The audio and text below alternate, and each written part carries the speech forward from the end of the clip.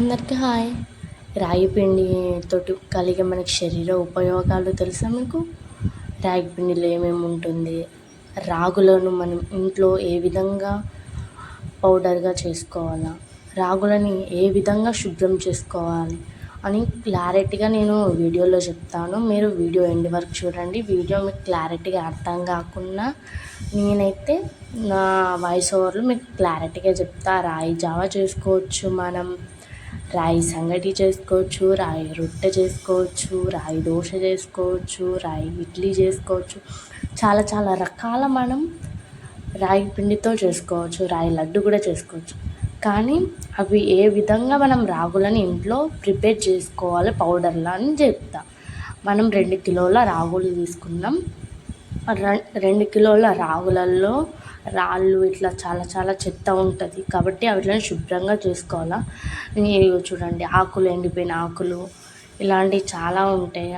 దాన్ని మనం క్లీన్గా చేసుకోవాలి.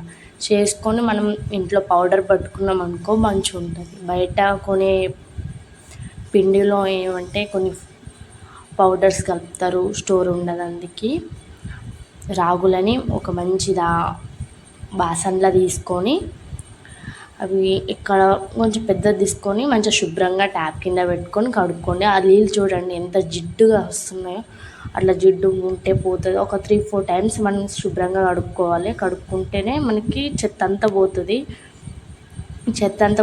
మనకు ఇప్పుడు సమ్మరే కదా, ఎట్లయినా చాలా ఎండ కొడుతుంది. ఒక మంచి నీటి చున్నీని తీసుకొని పైన ఎండబెట్టినాం అనుకో చాలా, చూడండి ఆ చున్నీకి ఎంత డస్ట్ అంటింది. ఆఖరికైతే రాగులు ఎండిపోయినాయి. ఇప్పుడు రాగులని మనం పౌడర్ చేసుకుందాం. ముందుగా కొంచెం చెత్త ఉన్నదేమో అనిపించింది. చెరిగిన తర్వాత గ్రైండర్ పట్టేసిన.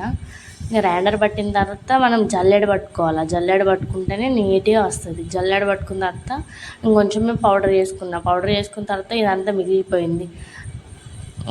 ఇంత పిండి పట్టుకున్నాను ఎందుకంటే మగ్గ క్వాంటిటీ మనం జల్లెడ పట్టుకున్న తర్వాత ఇంకా గరుకున్నది మిగిలిపోతుంది. కాబట్టి దీంట్లో పట్టని పెట్టిన, దీంట్లో పట్టింది పెట్టిన పిండి అయితే